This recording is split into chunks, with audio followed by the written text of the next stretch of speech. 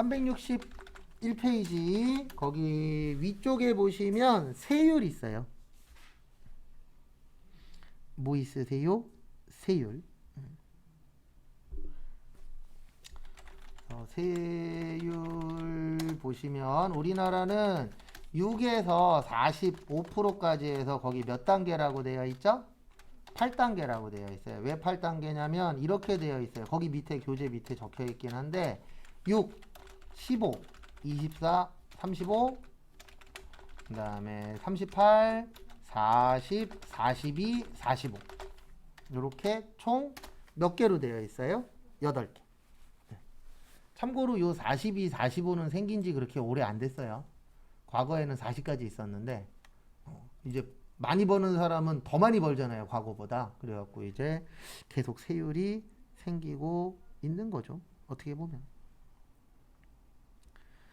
근데 시험에서 이거를 물어본 적은 아직까지는 없어요. 근데 이거 물어본 적은 있어요. 6에서 몇 프로까지 있다? 45%. 그 다음에 몇 단계요? 8단계. 이런 건 좀 알고 계세요. 그래서 우리나라는 초과누진세율이에요. 이 초과누진세율이 뭐냐면 간단하게 설명드리면 거기 제일 밑에 보시면 그 밑에 박스 보시면 1200만 원의 과세표준 몇 프로예요? 6%죠. 네. 그러면 1200만 원에 6%면 얼마죠? 72만 원 나와요. 그래서 거기 밑에 보시면 두 번째 박스 보시면 72만 원을 깔고 시작해요. 그러니까 이게 무슨 뜻이냐면 1200만 원까지는 6%를 적용을 하는 거예요. 근데 그 밑에 보시면 1200만 원에서 4600까지잖아요. 그러니까 내가 만약에 1300만 원을 벌었어. 그 1300만 원이 나왔어. 그러면은 1200만 원까지는 6%가 적용되는 거고요. 그래서 거기 보시면 이렇게 써 있는 거예요. 72만 원 깔고 들어가요. 그 다음에 그 1200만 원을 넘는 금액에 대해서만 몇 프로 내는 거예요? 15%. 그래서 이걸 무슨 세율이라 그래요? 초과 누진세. 그러니까 초과되는 금액에 대해서만 새로운 세율을 적용하는 겁니다. 그러면 이게 87만 원 나와요. 그러니까 무조건 40%라 그래서 나 1억 벌었으니까 40% 다 낸다. 그건 아니에요. 그 밑에 이제 누적되어 있는 부분들은 그 밑에 세율로 적용이 되고 올라가면 올라갈수록 세율이 뭐해지는 거예요? 세지는 거예요. 그래서 제가 아까 그 돈 많이 버시는 분한테 연말정산할 때 이렇게 몰아주라 그랬잖아요. 그게 왜 그러냐면 6%냐 15%냐에 따라서 똑같은 100만 원이더라도 6%에 100만 원이면은 6만 원이거든요. 근데 15%에 100만 원이면 얼마예요? 15만 원이에요. 그래서 그 세율을 줄이려면은 금액을 떨어뜨리는 수밖에 없거든요. 우리 금액을 떨어뜨리려면은 많이 빼야 돼요, 적게 빼야 돼요? 많이 빼야 돼요. 그래서 전문가들이 TV에 나오면은 많이 버시는 분한테 몰아줘라. 그 이유가 뭐냐면 이것 때문에 그래요. 왜냐면 많이 버는 사람이 세율이 만약에 24%냐 15%냐만 해도 9%가 왔다 갔다 하잖아요. 거기에 따라서 내야 되는 세금이 달라지기 때문에 그래서 한쪽으로 몰아줘라. 그런 얘기를 많이 하는 겁니다. 그 다음에 362페이지는 볼 거 없고 363페이지. 363페이지 딴 거는 볼 거 없고요. 거기 박스 아래쪽에 보시면 일용근로자라고 있어요. 무슨 근로자요? 일용근로자는 몇 프로요? 55%.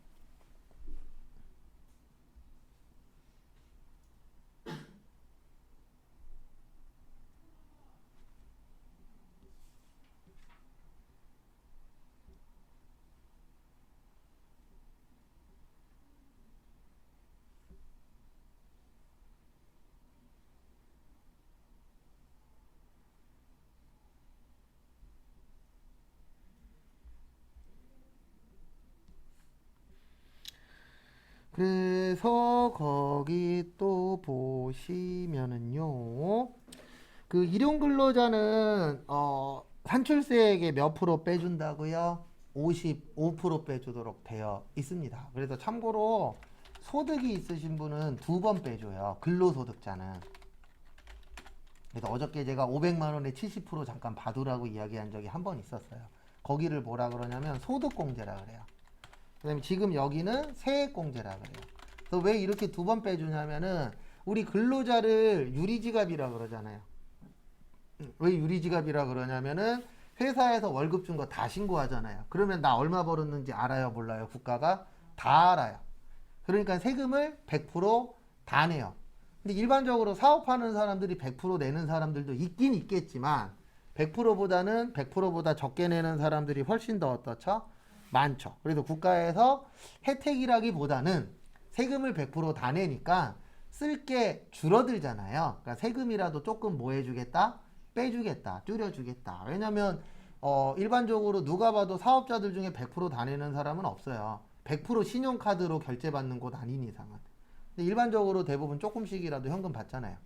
그래서 그런 부분들이 있는 겁니다. 근데 저희 시험은 여기까지는 안 물어봐요. 근데 일용 근로자 계산하는 건 나온 적이 있었어요. 그래서 55%는 알고 계세요. 그 다음에 364페이지 자녀세액공제. 요거는 이제 자녀들 관련된 공제인데요. 여기에서 키포인트는 외우진 않으셔도 돼요. 프로그램에 있어요. 7세 이상, 20세 이하. 그 다음에 한 명은 15만 원이고 두 명까지는 30만 원인데 두 명까지는 곱하기 15인 거예요. 그래서 30만 원이고 3명 이상일 때는 한 명당 얼마씩 곱해요? 30만 원씩 곱해요. 그러니까 뭐냐면 총 4명이야. 만약에 자녀가 4명일 수 있어요? 없어요? 있죠. 그래서 4명의 자녀가 있으면은 30만 원 더하기 2 곱하기 30만 원이 되는 거예요. 왜냐면 3명째부터는 1인당 30이에요. 그러면 얼마 빼주는 거예요? 90만 원. 그게 그 뜻이에요. 자녀 수 빼기 2명이잖아요. 그래서 이렇게 해서 계산을 하도록 되어 있는데 계산은 컴퓨터가 해줍니다. 저희 시험 볼 때는. 근데 뭐는 아셔야 되냐면 왜 7세 이상이냐면은요. 6세까지 국가에서 수당 나오잖아요. 한 달에 10만 원씩. 그래서 6세까지 해주게 되면은 그러니까 1세부터 해주게 되면 어떤 문제가 생기냐면은 국가에서 수당도 받고 공제도 해주네. 그러면 두 번 혜택 받는 거죠. 그러면 누가 싫어해요? 아니죠. 7세 이상 엄마들이 싫어해요.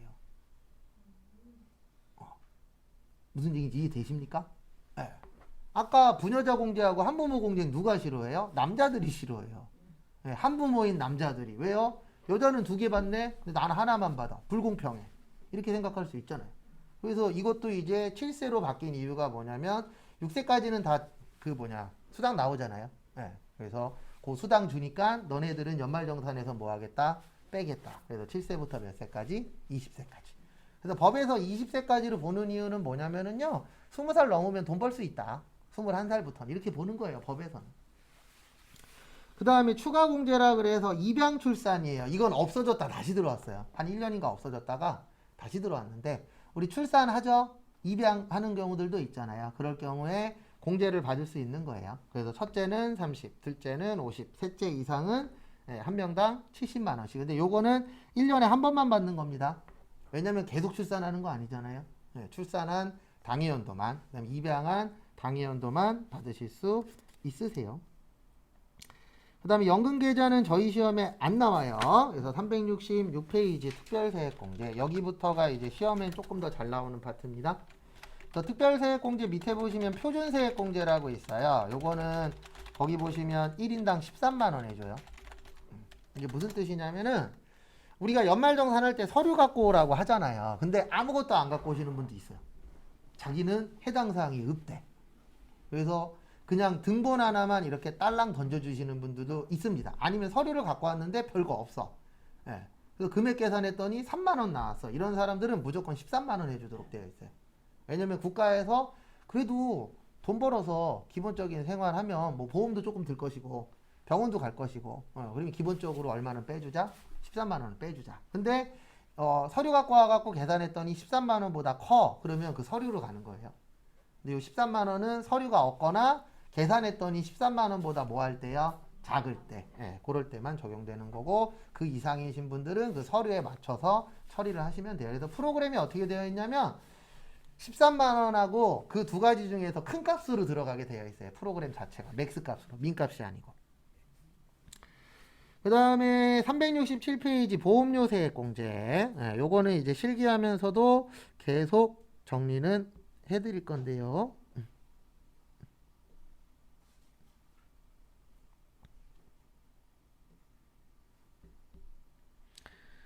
그래서 보시면은요. 여기 보시면 보험료는요. 나이도 봐야 되고 소득도 봐야 돼요. 그러니까 나이 그러면 20세 이하 60세 이상 있었죠. 네, 그거를 다 확인을 해야 돼요. 보험료는. 그 다음에 보험료는 보장성 보험만 돼요. 우리가 일반적으로 가입하는 보험들은 대부분 보장성입니다. 내가 다치면 받는 거 있죠. 근데 저축성 보험도 있어요. 대표적으로 연금저축이나 그 다음에 보험회사에 적금 드시는 분들도 있어요. 없어요? 있어요. 그런 것들은 대부분 내가 낸 금액보다 돌려받는 금액이 더 크잖아요. 그런 건 뭐라 그래요? 저축성 보험이라 그래요. 그래서 저축성은 안 돼요. 왜냐면 일반적으로 보험의 목적은 저축이에요. 보장이에요. 보장이죠. 그래서 보장성 보험만 되고 피보험자가 중요합니다. 그래서 우리가 보험 그러면 보험 계약, 보험 관련돼서 제일 많이 나오는 게 두 가지예요. 계약자하고 피보험자.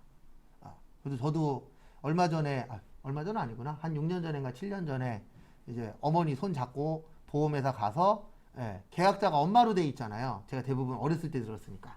엄마 손 잡고 가갖고 다 내 걸로 돌렸죠. 근데 돌린 이유는 하나입니다. 계약자하고 피보험자하고 다르면 보험회사에서 뭐 가르쳐 달라 그러면 안 가르쳐 줘요. 계약자하고 다르다고. 그래서 그거 조정을 해놔야 돼요. 조정 안 해놓으면은, 그래서 제가 조정한 가장 큰 이유가 내 연금보험인데 계약자가 엄마니까 전화해서 물어봐도 일정 부분만 가르쳐 주는 거예요. 더 이상은 못 가르쳐 준대요. 왜냐면 계약자하고 피보험자가 다르기 때문에 법 자체에서 이거를 더 알고 싶으면은 똑같이 만들라 그러더라고요. 그리고 쉬는 날 어머니 손잡고 가서 바꿨죠. 법이 그렇게 되어 있어요. 그래서 요거는 통일시켜 놓는 게 좋아요. 어른 되면은. 성인 되면.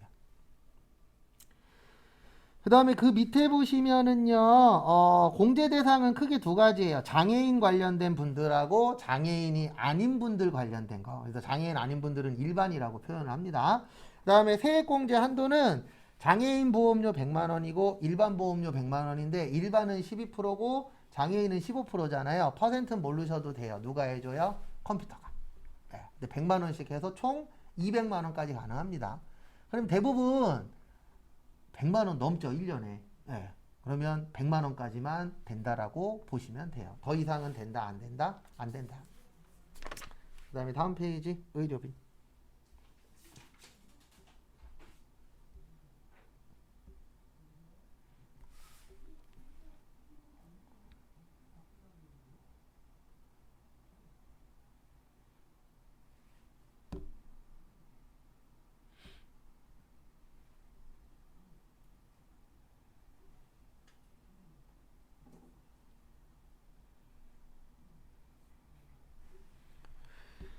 그 다음에 거기 의료비는 이렇게 기억을 하셔야 돼요. 나이 X, 소득 X. 근데 왜 이렇게 되어 있냐면 병원비 많이 거두시려고 병원에서 세금을 많이 거두려면은 제한 사항을 좁혀야 돼요. 늘려야 돼요. 늘려야죠.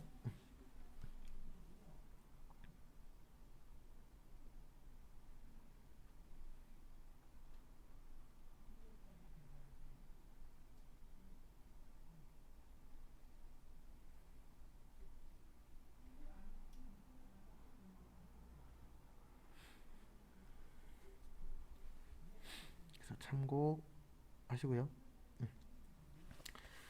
그 다음에 의료비 같은 경우에는 이거 안 돼요. 성형수술. 왜 안 되냐면 성형수술은 의료행위예요, 미용행위예요? 일반적으로 미용 목적이 훨씬 더 많죠. 그래서 미용 목적 성형수술 안 되고, 그 다음에 이거 안 돼요. 건강증진식품. 왜냐면 건강증진은 의료가 아니잖아요. 의료는 일반적으로 아플 때 하는 게 이제 의료행위이기 때문에 안 됩니다.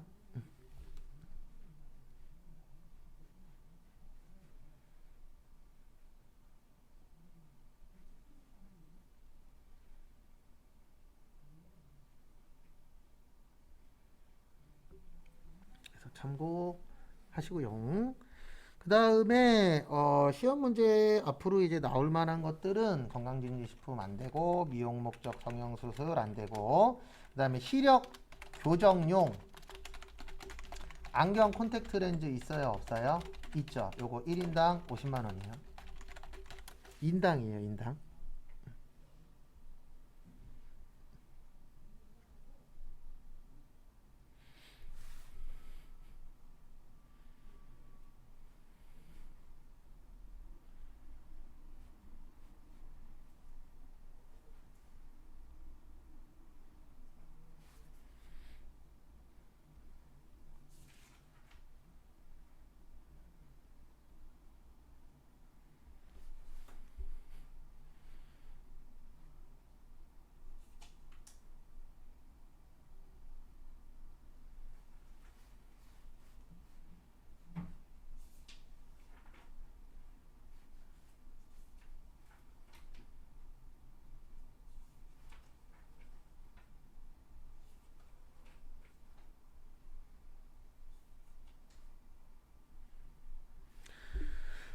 다음에 또 요거 조심하셔야 돼요. 이건 이제 나온 지 한 1년 정도 됐는데 실손보험료는 제외해야 돼요.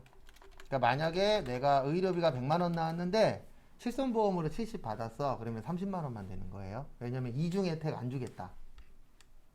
왜냐면 실제 실손보험료 받았으면 이건 의료비로 나간 게 아니잖아요. 그래서 실손보험료 빼셔야 되고 산후조리원 돼요. 산후조리원은 기준값이 7천만 원이에요. 대부분 월급의 기준값은 7천이라고 보시면 돼요. 그래서 7천만 원 이하여야 되고 200만 원까지 가능해요. 근데 솔직히 전 이 200만 원은 마음에 안 들어요. 한 250 정도는 해야지. 왜냐면 뭐 저희는 이제 어머니하고 장모님이 봐주셔서 산후조리원을 가진 않았지만 알아봤을 때 좀 괜찮다 싶으면 200 이상 달라고 하더라고요. 네, 좀 별로면 180. 네, 기본 200이에요 지금은. 네, 이건 몇 년 전 얘기니까.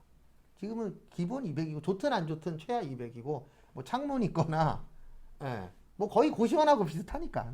근데 이 고시원보다는 조금 더 넓고 조금 더 신경 써준다 그거지. 솔직히 분위기는 뭐 고시원이나 거기나 뭐 가진 않고 그냥 한두 군데 알아만 봤었는데 왜냐면 양쪽 부모님이 해주실 거냐 말 거냐 고민을 좀 하셔갖고 근데 그 고민할 수밖에 없잖아요. 솔직히 쉬운 것도 아니고. 그래갖고 저희 어머니는 아직도 우리 꼬맹이 보면 그 얘기 하세요. 여름에 태어났거든요. 근데 옛날 분이시다 보니까 에어컨 틀면 안 된다. 그리고 에어컨도 없었어요. 그때 필요하면 설치만 하면 됐었는데 에어컨도 없이 꽁꽁 싸매서 키웠었어요. 어렸을 때. 그리고 막 여름에 땀띠 나고 그랬었어요. 그리고 지금도 가끔씩 우리 꼬맹이 보면 그 얘기 하세요. 아유 저거 땀띠 나고 막 그랬었다고. 그래서 요거 알고 계세요. 이거 말고도 여러 가지 많은데 일단 그나마 자주 나오는 것들 위주로. 그래서 나중에 기출문제 보고 연습하실 때 주로 뭐를 기억하셔야 되냐면 되는 건 기억할 필요 없어요. 안 되는 것들 있거든요. 그거를 기억했다가 시험에 나왔을 때 요건 안 되는 거야. 체크하는 싸움이거든요. 그러니까 시험이 OX 싸움이에요. 입력할 거냐 말 거냐 해서 입력한 게 맞아. 그러면 점수 얻어가는 거고 틀렸어. 그러면 감점 당하는 시스템이기 때문에 OX 싸움이에요. 거기다 적혀 있죠? 그리고 의료비는 3% 초과해서 쓰셔야 돼요. 급여의 3%. 아까 카드는 몇 프로였죠? 25%였죠. 얘는 3%예요.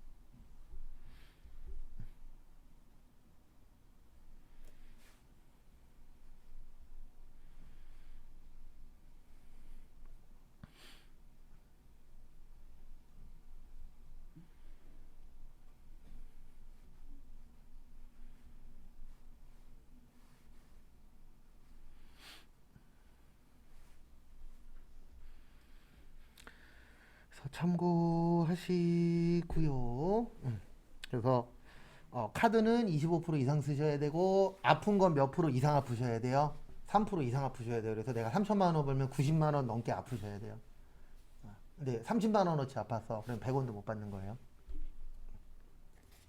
근데 솔직히 이건 안 받는 게 좋은 겁니다. 맞죠? 그리고 보험도 내가 가입만 하고 안 받는 게 좋은 거예요. 그러니까 이거에 대해서 되게 아까워하시는 분들이 있어요. 왜냐면 보험 내놨는데 나 한 번도 못 받았어. 그런 분들이 있어요? 없어요? 있죠. 그게 좋은 거예요. 왜요? 안 아픈 거잖아요. 근데 이제 나일론 환자가 문제일 뿐이지. 근데 나일론 환자가 왜 생기는지 알 것 같더라고요. 제가 뭐 저번에도 설명드렸지만 열을 입원하고 400 받았거든요. 코뼈 부러져 갖고. 근데 열을 입원해서 400이면 나쁘지 않잖아요. 한 달 입원하면 1,000만 원이 넘으니까. 그래서 그때 딱 확실히 알았죠. 이래서 나일론 환자가 생길 수 있겠구나.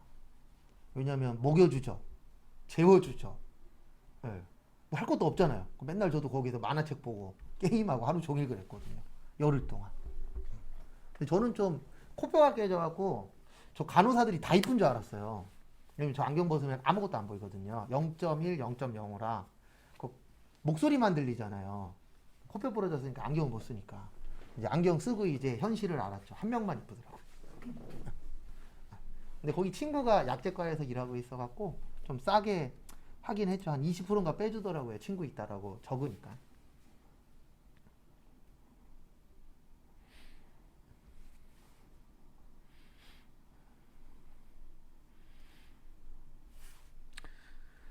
그 다음에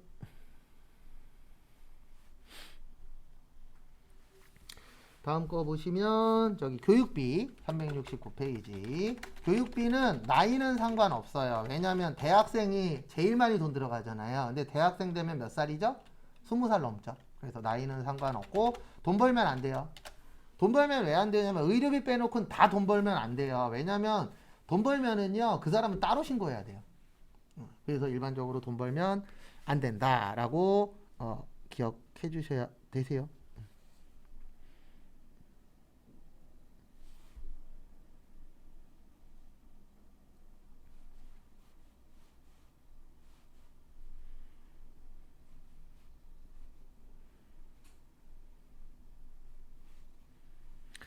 그 다음에 다음 거 보시면 교육비는 본인만 대학원 돼요. 그래서 법에선 세법에서는 대학원은 네 돈 주고 가라 이렇게 되어 있는 거예요. 그래서 자녀가 만약에 대학원 간대 그러면 지원해 주는 건 상관이 없는데 교육비 공제 못 받아요. 내 거 아니니까. 그 다음에 이분들 거 안 돼요. 직계존속. 직계존속이 부모님입니다. 요즘 부모님들이 초등학교, 중학교, 고등학교, 대학교 이런 거 다니시는 분들 있어요? 없어요? 계시죠? 근데 안 돼요. 그래서 부모님은 이것만 돼요. 직계존속은 안 되고 뭐만 가능하냐면 장애인 교육비만 가능해요. 나머지는 다 안 됩니다. 그러니까 결론은 뭐냐면 부모님 돈으로 가란 뜻이에요. 교육 받으시는 거는 본인 돈으로 하시라.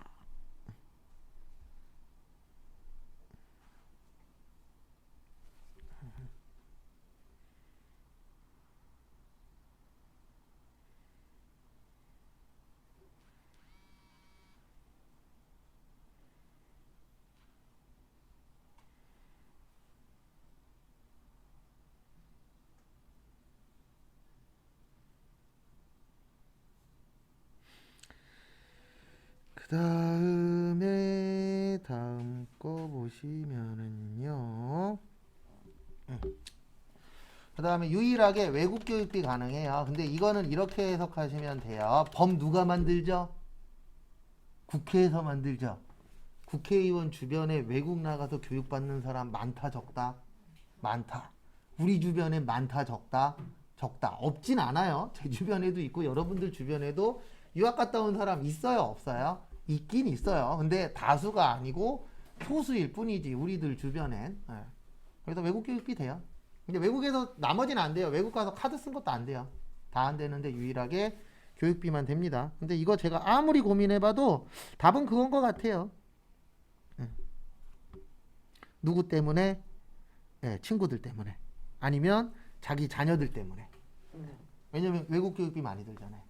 근데 이거 그때 됐을 거예요 아마.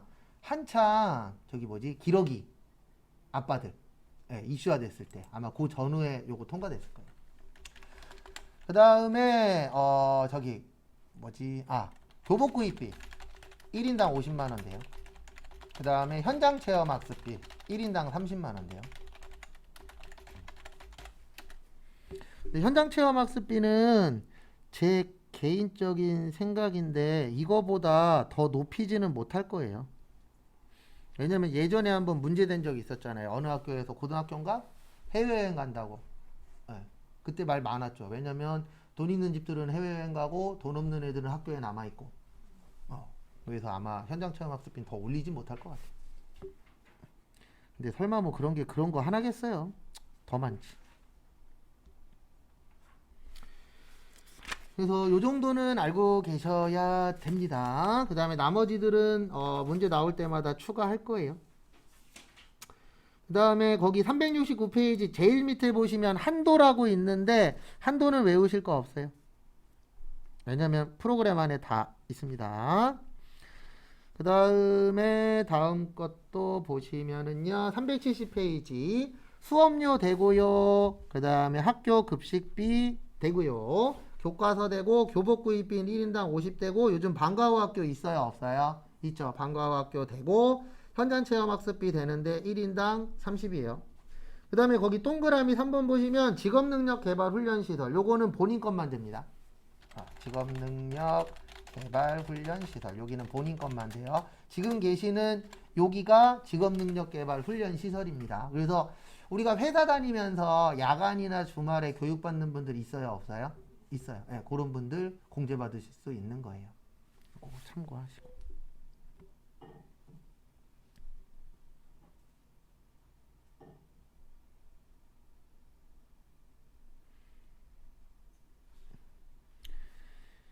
그 다음에 또 다음 거 보도록 하겠습니다. 그래서 다음 거 보시면은요. 거기 밑에 보시면 장애인 특수교육비 당연히 돼요. 그래서 그런 거 이제 OX 할 거고, 그 다음에 372페이지 기부금 공제. 기부금 공제는 이렇게 되어 있어요. 나이는 상관없고 돈 번화는 봐야 됩니다.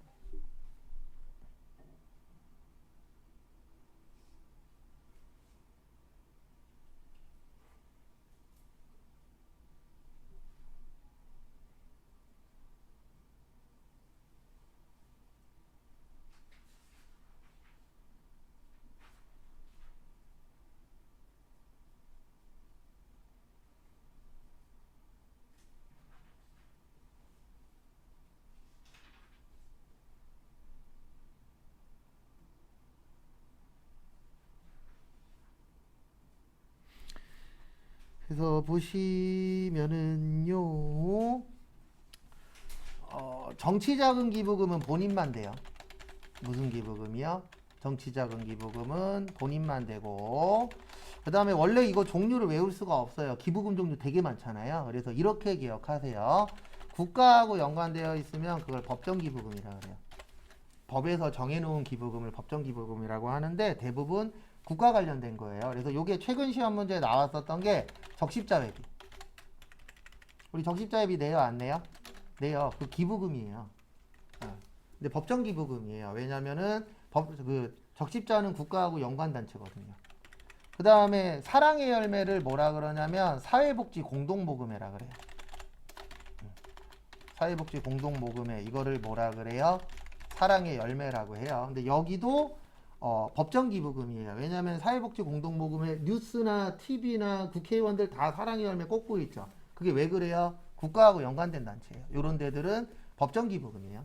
근데 우리가 일반적으로 뭐 고아원에 후원을 한다거나 이런 것들은 법정기부금 아니에요. 왜냐하면 법에서 국가에서 관리하는 단체가 아니기 때문에. 그래서 저 예전에 어렸을 때 봉사 좀 한 1년? 2년 다닌 적 있었거든요. 개인적으로.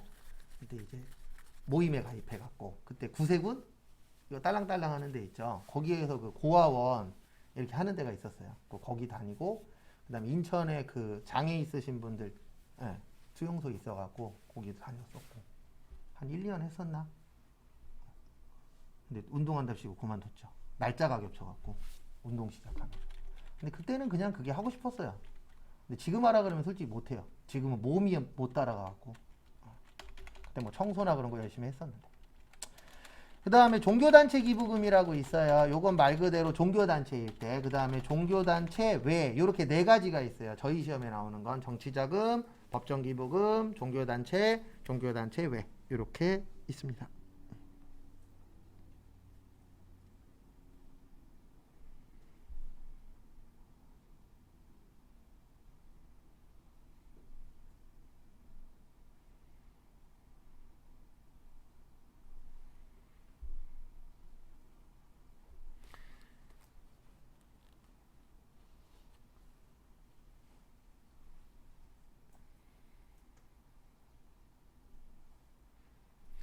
그 다음에 안 되는 거 있어요. 대표적으로 종친회, 동창회, 노인정 안 돼요. 이런 데들은 기부금 공제 인정한다, 안 한다? 안 한다. 왜냐면 일반적으로 이 기부금이라는 건 저거거든요.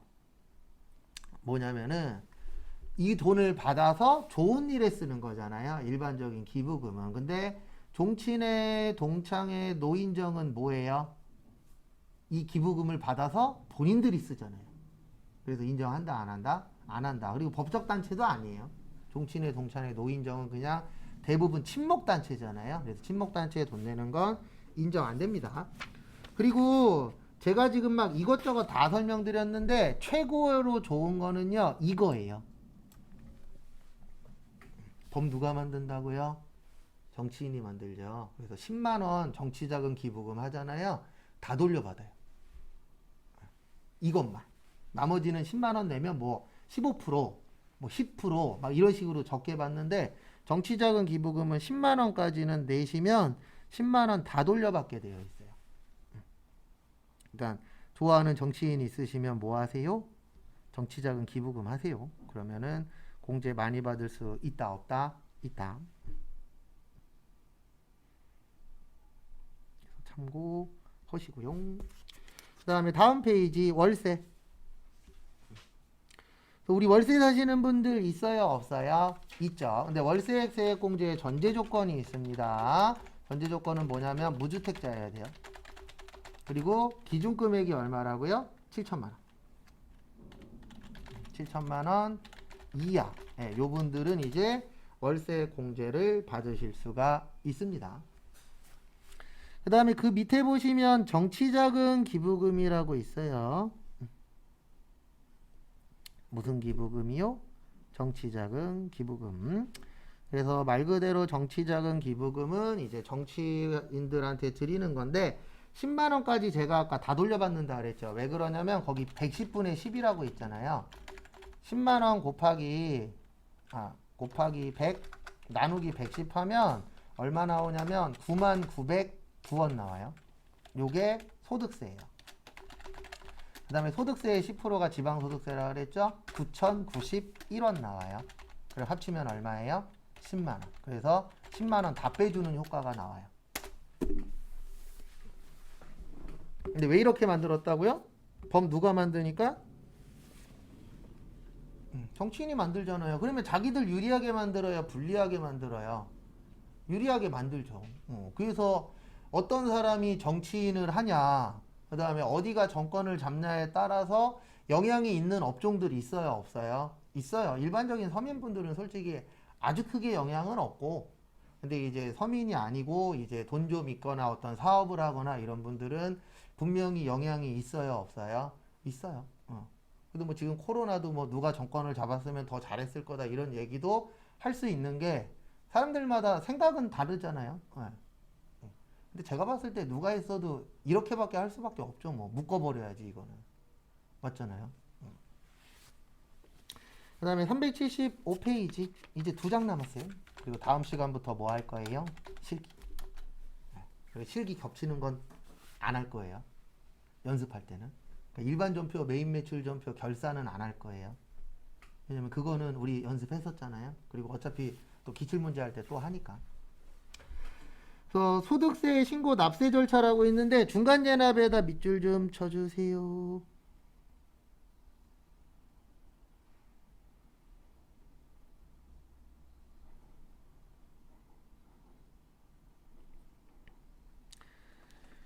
그래서 보시면은요, 중간 예납은 말 그대로 중간에 내는 겁니다. 근데 왜 중간에 낼까요? 중간에 내는 이유가 있겠죠.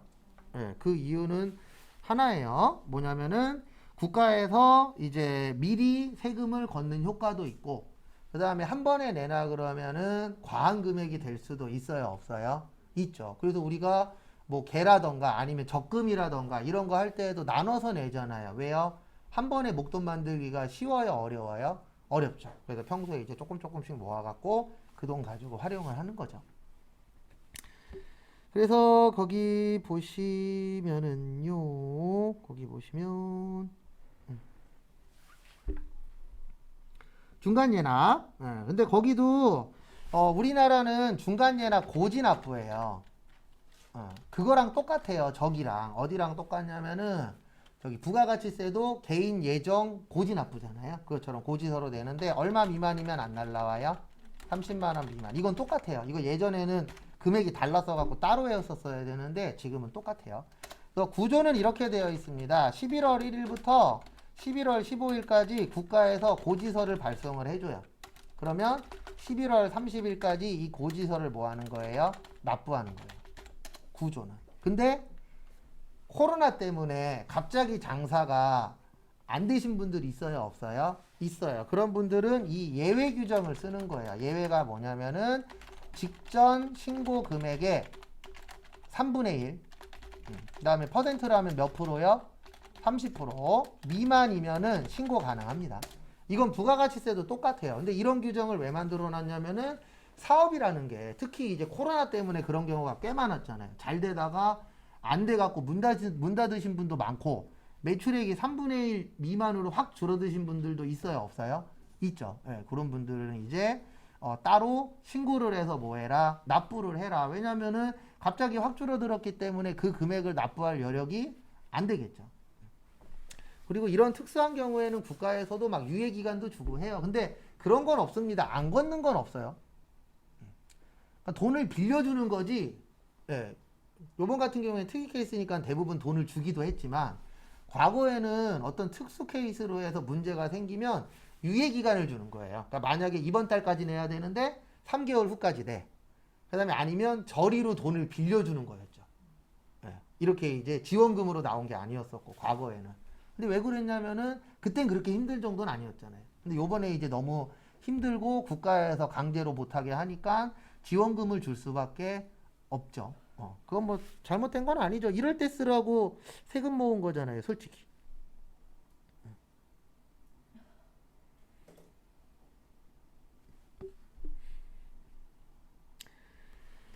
그 다음에 보시면 뭐 그 정도 보시면 돼요. 나머지들은 문제 없고 376페이지 가운데 보시면은요. 얘는 분납이 가능해요. 무슨 납입이 가능하다고요? 분납. 네, 분납의 뜻이 뭐죠? 분할해서 납부하는 거예요. 근데 얼마가 넘으면 분납이 가능하냐면요. 1,000만 원. 거기 예외에 있어요. 중간연합 절차 위쪽에 예외 두 번째 줄 보시면 중간연합세액이 1,000만 원을 초과하는 경우 분할 납부할 수 있습니다. 몇 개월 이내요? 2개월 이내에. 근데 왜 분납제도가 있냐면요. 소득세는 직접세예요. 직접세는 내가 신고하고 내가 내는 거잖아요. 그러니까 내 돈이 나가니까 금액이 너무 크면 따로 낼 수 있다. 이렇게 되어 있는데 부가가치세는 분납제도 없어요. 왜냐면 내 돈으로 내요? 남의 돈으로 내요? 남의 돈으로. 그래서 분납제도가 없습니다. 간혹 가다가 연락 와요. 뭐라고 연락 오냐면 이렇게 연락 온 적 한 번 있었어요. 부가세도 내야 되고 대출금도 갚아야 되는데 둘 다 할 수는 없대요. 그럴 때에는 대출금을 갚는 거예요. 왜냐면 대출금 이자율이 셀까요? 세법에서 내야 되는 가산세가 셀까요? 대출금 이자율이 훨씬 더 세요. 그래서 무조건 양쪽에서 뭔가를 해야 되는데 둘 다 못해. 그러면 하나를 선택해야 되잖아요. 그땐 무조건 내가 더 손해 많이 볼 걸 선택을 해야 돼요. 그래서 그걸 먼저 갚는 게 손해가 그나마 조금 더 어때요? 줄어들죠. 그래서 그렇게 하시라고. 그랬더니 그거 물어보더라고요. 어디에서 분납 들었는데 혹시 부가세도 분납 있냐고. 근데 간접세이기 때문에 분납제도는 없어요. 소득세하고 법인세는 있어요. 왜냐면 걔네들은 직접세니까 내 돈으로 내는 거니까 1,000만 원이에요. 거기도 1,000만 원 넘으면은 분납을 해주도록 되어 있습니다. 그 다음에 거기 보시면 376페이지하고 377페이지 보시면 원천징수 세율이 있어요. 요거는 우리 외울 겁니다.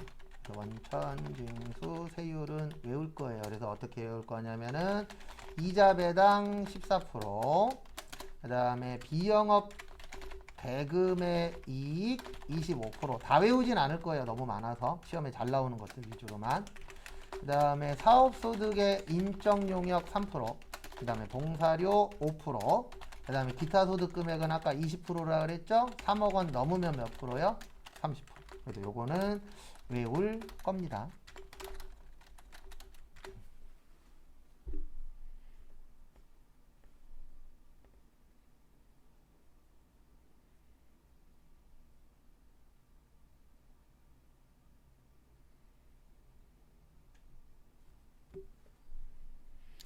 참고하시고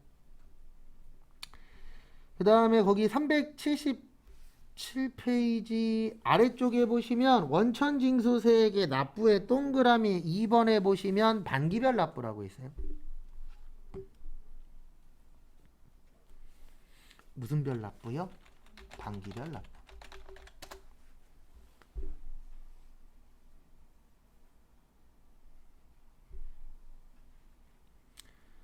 그래서 말 그대로 반기별 납부는 반씩 내는 거예요. 그래서 어떻게 내는 거냐면 이렇게 내는 거예요. 1월부터 6월, 그 다음에 몇 월부터 몇 월이요? 7월부터 12월. 이제 이렇게 1년에 2번 신고하는 겁니다. 근데 이건 다 되는 건 아니고 20인 이하인 경우에만 돼요. 그래서 이 원천징수 신고는 크게 두 가지가 있어요. 월별 신고가 있고 반기별 신고가 있어요. 근데 반기별 신고는 20인 이하인데 이건 신청을 해야만 되는 겁니다. 무조건 20인 이하니까 된다. 이게 아니고 20인 이하 사업장에서 신청을 하면 반기별 납부가 되는 거고요. 일반적으로는 월별 납부해요. 근데 제가 해본 결과 월별 납부가 조금 더 편해요. 반기별 납부를 하려면 전제 조건이 하나 있어요. 왔다 갔다 하는 직원이 적어야 돼요. 거의 없어야 돼요. 이 왔다 갔다 하는 직원이 뭐냐면 입사했다 퇴사하는 직원이 비일비재하면 이거 계산하기 불편해요. 그런 경우에는 월별 납부하는 게 좋아요. 왜냐하면 매달 왔다 갔다 해 사람들이. 그러면 직원 수 늘어났다 줄어들었다 이거를 계산해서 반기별 같은 경우에 평균값 계산해서 넣어줘야 되거든요. 좀 복잡해져요. 왜냐하면 6개월치를 한 번에 신고하는 거기 때문에. 그래서 우리 회사는 이 멤버로 왔다 갔다 할 일이 많지 않아. 그리고 해봤자 한두 명이야. 이런 케이스는 반기별로 해도 되는데 그런 케이스가 아니고 회사 봤더니 입사 퇴사가 비일비재하네. 그러면 무조건 그냥 월별로 하세요. 안 그러면 신고할 때마다 국세청에 전화해야 돼요.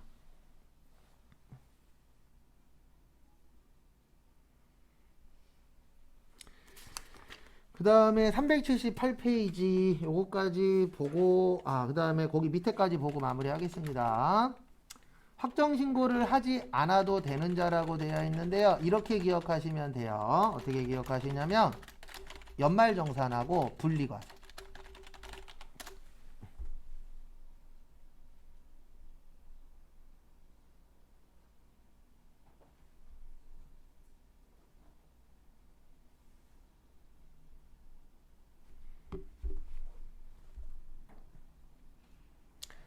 연말정산하고 무슨 과세요? 분리과세. 그래서 이게 무슨 뜻이냐면은요. 이거 얘기하는 거예요. 뭐 얘기하는 거냐면 우리 연말정산은 왜 하죠 이거? 정확하지 않으니까 정산하는 거죠. 그럼 연말정산하면 정확하게 계산했으니까 더 이상 계산할 거 있다 없다? 없다. 그 다음에 분리과세는 원천징수로 과세가 끝나는 거예요. 그러면 이것도 더 이상 낼 세금이 있어요 없어요? 없어요. 그러면 이 두 가지가 만약에 같이 일어났어. 그러면 더 이상 낼 세금 없으니까 세금 신고할 필요 있다 없다? 없다. 내용은 그거예요. 전체적인 내용은. 거기 1번에 보시면 근로소득 있죠. 근로소득은 연말정산이에요. 그 다음에 거기 2번에 보시면 공적연금 있죠. 이게 국민연금이거든요. 얘도 연말정산이에요. 나중에 국민연금만 받으시는 분들은 연말정산하면 끝이에요. 근데 다른 소득이 있으면 합산과세 해야 됩니다. 요거는 그 소득만 있는 사람이에요. 그 다음에 연말정산되는 사업소득 거기 아예 써 있잖아요. 무슨 정산했다고요? 연말정산했다고. 그러면 더 이상 할 필요 없다. 그 다음에 퇴직소득은 분리과세예요. 그러니까 퇴직금 받을 때 세금 띄고 받거든요. 그러면 더 이상 낼 거 있다 없다? 없다. 그러면 이런 케이스는 확정신고를 안 해도 돼요. 왜요? 확정신고 해봤자 낼 게 없으니까. 가끔씩 나와요. 근데 큰 틀은 이거예요. 왜 안 해도 된다? 신고해봤자 낼 게 없으니까.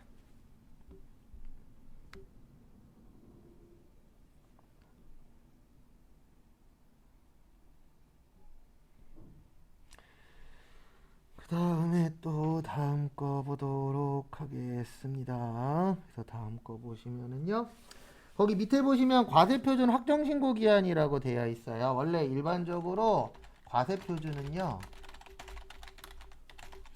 그 소득세는 5월 1일부터 언제까지요? 5월 31일까지 하는 거예요. 원칙은. 근데 예외 보시면 우리 예외가 두 가지가 있다 그랬잖아요. 거주자가 뭐 했을 때요? 사망하셨을 때. 사망하셨을 때는 상속 개시일로부터 6개월이에요. 그러니까 상속 개시일로부터 6개월 안에 누가 상속받을 거냐도 정해야 되고 그분 관련된 세금도 그 상속받은 사람이 뭐 해야 돼요? 마무리해야 됩니다. 그래서 6개월 안에 하도록 되어 있어요. 그 다음에 그 밑에 보시면 거주자가 뭐 하실 때요? 출국하실 때. 출국할 때는요. 출국일, 전일까지 신고하셔야 돼요. 왜 그러냐면 우리가 출국이라는 게 이민 가는 거잖아요. 그럼 우리 간단하게 해외여행만 가도 당일날 뭐 딴 거 할 겨를이 있어요, 없어요? 없죠. 그 당일날 나가는 것만 해도 정신 없잖아요. 그래서 세금 신고는 언제까지 해라? 전날까지 해라. 그러니까 전날에 세금 신고 다 마무리하고 당일날 새벽 비행기로 갈 수도 있잖아요. 예, 그래서 그냥 당일날에는 해외로 이민만 가시라 이렇게 되어 있는 거예요, 법에는. 왜냐하면 당일날 세금 신고할 여력이 안 되잖아요, 일반적으로. 그래서 언제까지 해라? 전날까지. 그리고 사망, 상속은 대부분 상속을 안 날로부터 6개월 이내에 다 마무리하도록 되어 있어요. 그래서 몇 개월 기억하세요? 6개월. 잠깐 쉬었다가 11시 45분에 실기 좀 하도록 하겠습니다.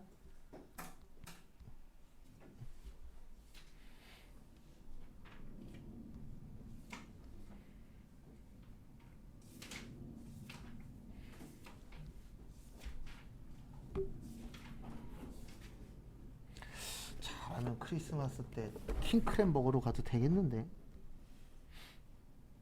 유튜브가 미쳤어요. 터져갖고 하나가 지금 3일 만에 5만 원 벌었네요. 근데 계속 안 가요. 그리고 뭐가 터졌는지는 아는데 계속 찍을 수도 없는 내용이라. 그러니까 이런 유튜브의 단점은, 저 같은 사람이라는 인터뷰의 단점은 맨날 똑같은 사람을 찍는 게 아니잖아요. 그 사람하고 여러 번 찍을 수는 있겠지만 맨날은 못 올리잖아요. 그러면 하나가 얻어 걸렸을 때 그 다음이 연결이 안 돼요. 안 그래도 지금 3명 더 잡아놨어요. 노총각 때. 노무사 노총각 하나 있고, 실업급여 7번 받은 노총각 하나 있고, 그 다음에 모태솔로 노총각 하나 있고. 그 노무사 노총각은 진짜 돈도 잘 버는데 일주일에 이틀인가 3일 출근해요. 좀 특이한 노무사라 그 특이한 것만 주로 하시는 분이셔갖고 능력자거든요. 경찰 공무원 하다 그만두고 노무사 된 케이스니까. 근데 장가를 못 가네요. 본인은 갈 생각도 있고 여자 만날 생각도 있는데 이게 참 만남이라는 게 쉽지 않나 봐요. 또 결혼하신 분의 입장으로 이유가 보이지 않으세요? 보이긴 하죠. 네. 연애해보신 네. 연애해본 사람들은 못하는 사람 이유가 이유는 보이죠. 근데 이게 꼭 잘생기고 못생기고를 떠나서 그런 거 상관없으신 분이신데. 예.